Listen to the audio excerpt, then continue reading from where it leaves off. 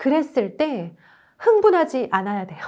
부모님들은 이 아이가 예민해서 미칠 것 같다, 키우기 너무 힘들다라고 하면서 그 순간만큼은 얘가 예민해서 좀 크게 생각하고 있다는 걸 잊어버릴 때가 많아요.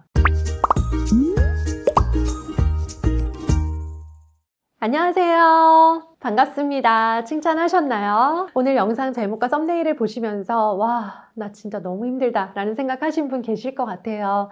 예민한 아이를 키우시는 분들 계시죠? 실제로 예민한 아이가 이렇게 많은가요? 라는 생각하실 수 있는데요. 실제로 정말 많은 아이들이 예민하다기보다는요, 아이마다 예민하게 생각하는, 예민하게 여기는, 예민하게 반응하는 부분들은 다 있어요.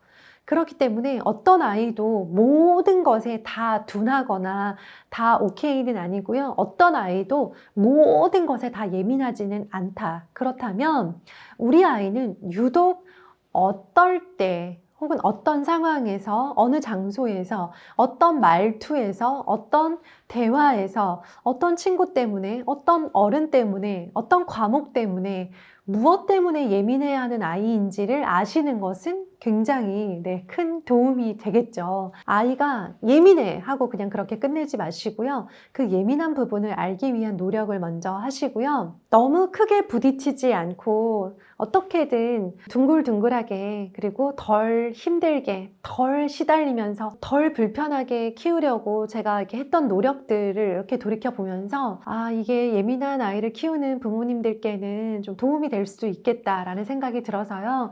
예민한 아이 키우는 엄마 대표로 이렇게 나왔습니다. 일단은 가장 신경 썼던 건 뭐냐면, 어지간하면 저의 기본적인 목소리 톤과 표정을 일정하게 유지하도록 노력을 했어요. 굉장히 영민해요, 아이들이. 그러니까 눈치가 빠르고요. 상대방의 상황을 빠르게 파악을 하고, 눈빛이나 표정만 봐도요, 상대가 지금 편안한 상태인지 아닌지, 혹은 어떤 감정으로 말하고 있는지를 금방 캐치할 수 있는 아이들이에요. 왜 자식 키우면서 힘든 일이 없겠습니까? 그럼에도 불구하고 굳이 그 모든 내 감정의 모든 그런 파도들을 아이가 다 알아버리게 하는 게 별로 좋지 않다는 거예요. 아이는 본인의 예민함 때문에도 이미 너무 힘든 상태인데, 부모님의 얼굴을 통해서 표현되는 부모님의 저 태도와 그 이 쎄한 분위기, 이런 것들까지도 본인이 다 읽어버리기 때문에 못 읽게 하셔야 돼요.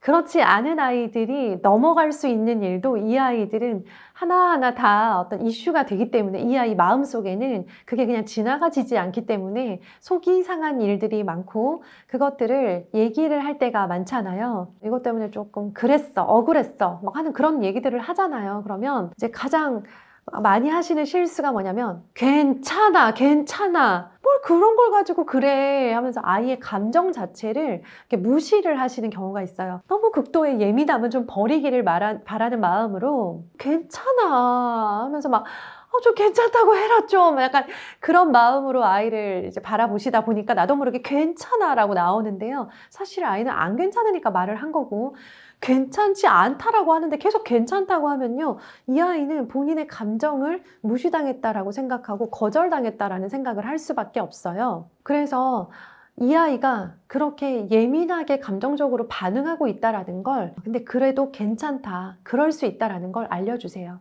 그래, 그런 생각 들 수 있지. 그래, 서운할 수 있지. 그래, 좀 억울했겠다. 그 감정을 그대로 읽어주고 되풀이해주는 정도의 반응이면 충분해요. 그런데 부모님이 같이 예민해지거나 같이 짜증을 내진 않으셨으면 좋겠어요. 기본 톤 있잖아요.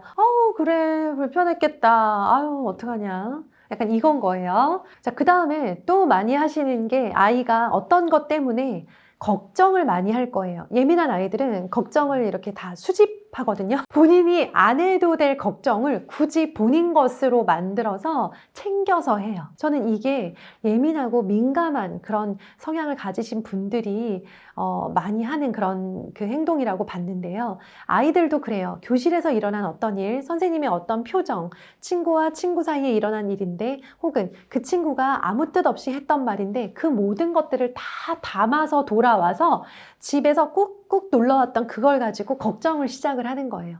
그러면 부모님은 그게 너무나도 쓸데없는 걱정이라는 것 알고 있고 걱정하고 있는 아이가 걱정되고 또 이런 걱정할 시간에 영어 단어 한 자라도 외웠으면 좋겠다라는 마음에 걱정하지 마 하면서 걱정하는 것 자체를 뭐라고 하시는 거예요.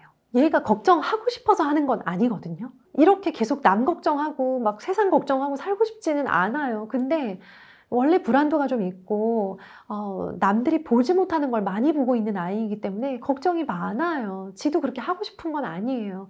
많은 걱정을 안고 있는 아이를 걱정을 한다는 이유로 탓을 하지 않으셨으면 좋겠고요. 그래, 걱정했겠다. 걱정되겠다. 어떡하다가 걱정하게 된 거야? 그냥 그 아이가 걱정하고 있다. 그리고 그 걱정이 사실은 말로 꺼내다 보면 줄어들기도 하기 때문에 이 아이가 본인이 느끼고 있는 그런 걱정들을 편하게 꺼낼 수 있는 분위기 정도만 만들어 주시면 좋겠어요. 걱정을 없애려는 노력보다는요. 아, 그런 걱정을 하는구나 하면서 아이랑 같이 앉아서 아이가 걱정하고 있는 그 실체를 들여다볼 수 있게 해주시는 거예요. 그러면 아이도 막 이렇게 먹구름에 쌓여서 내가 해결하지 못하는 어떤 정말 막 세상의 모든 걱정을 내가 떠안고 있는 것처럼 느끼다가 아, 그렇게 걱정했구나 하면서 부모님의 입을 통해서 뭔가 그 걱정에 대한 실체를 확인한 순간 그래, 내가 그 친구랑 그 친구가 아까 좀 더 다퉜던 것 때문에 지금 내가 계속 너무 큰 걱정을 하고 있어. 근데 그렇게까지 걱정할 일은 아닐 수도 있겠다라고 하면서 조금 거리를 두고 볼 수 있는 그런 힘이 생기기도 합니다. 그 다음에 가장 중요한 건데요. 아이가 본인이 느꼈던 감정들과 본인이 가지고 있는 걱정에 대한 이 두 가지를 집에 와서 꺼내 놓잖아요. 그랬을 때 흥분하지 않아야 돼요. 부모님들은 이 아이가 예민해서 미칠 것 같다, 키우기 너무 힘들다라고 하면서 그 순간만큼은 얘가 예민해서 좀 크게 생각하고 있다는 걸 잊어버릴 때가 많아요. 즉, 이 아이가 꺼낸 이야기가 팩트라고 생각을 하고 이 아이가 느낀 그런 공포나 이 아이가 느낀 부당함들이 모든 사람이 다 똑같이 느낀 객관적이고 공정한 어떤 데이터라고 생각을 하고 갑자기 아이의 상황에 이입을 하면서 이 객관성을 잃어버리기가 되게 쉽거든요. 아, 이 아이가 지금 이것들에 대해서 좀 크게 걱정하고 있구나. 오늘의 교실에서 있었던 일 때문에 좀 많이 다른 친구들보다는 많이 불편했구나 라는 정도로 받아들이시되 이 상황에서 감정적으로 흥분해서 왜 너한테만 그랬어? 선생님 너한테만 그러셨어? 너한테만 소리 지르셨어? 얼마나 크게 질렀는데? 하면서 뭔가 아이가 느끼고 있는 그 감정을 대신 느끼면서 더 크게 감정적으로 반응하는 일은 자제해 주셨으면 좋겠어요. 그런데 이 예민한 아이들 아시잖아요.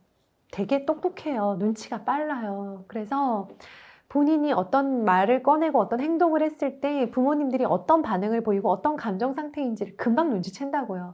그런 아이 앞에서 부모님의 그런 속상한 감정, 이입된 감정 같은 것들을 너무 많이 티내지 않으셨으면 좋겠고요.